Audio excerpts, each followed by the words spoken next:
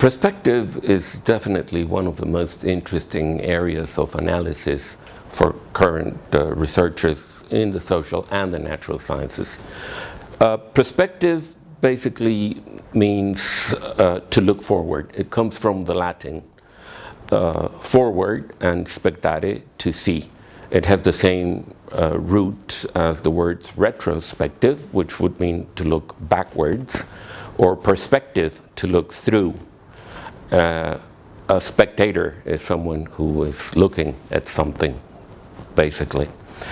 And if we consider the problem of perspective historically, we'll find out that this has been a major concern of people throughout time. It has always been important for people to try to figure out what is going to happen next. Although it may take some fun out of life, think of all the mistakes that you could avoid. Misunderstandings, bad investments, wrong partners, things you wish you'd never tried. Surely there are some people who would definitely still do the same, even if they knew the results beforehand.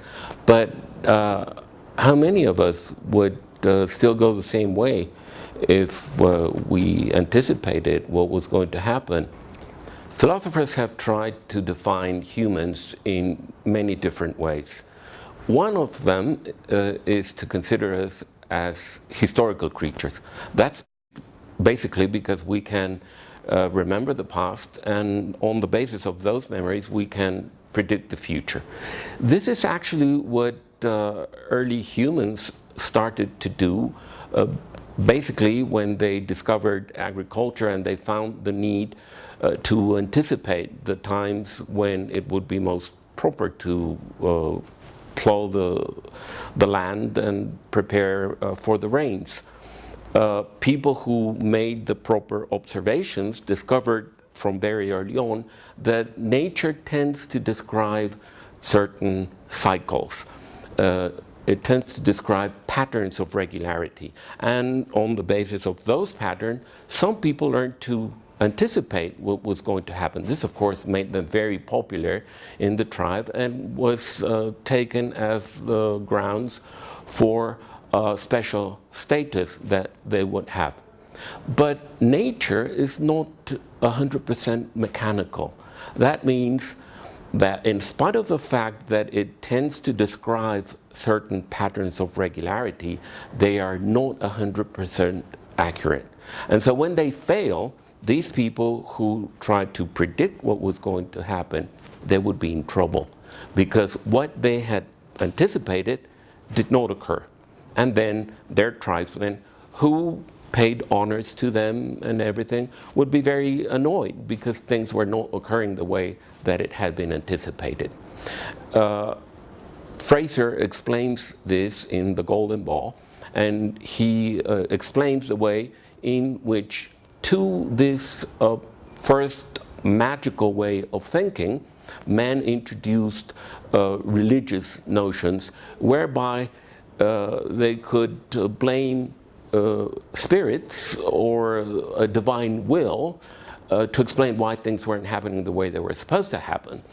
For that reason, there was still a certain ability to predict what was going to happen, but they would be on the safe side, those who were predicting, if things did not occur the way they were supposed to occur, because a divine will had interfered. With time, religious thinking came to have some excesses. It was criticized, and humans had to look for new ways to explain things. It's a long historical process. Science was developed, taking some of the original views of magical thinking, but this time coupled with the ability to include mathematical references to explain and to justify what was going to happen. So what Fraser is telling us basically is that the patterns of regularity are there, are present, and this allows people to make some sort of prediction.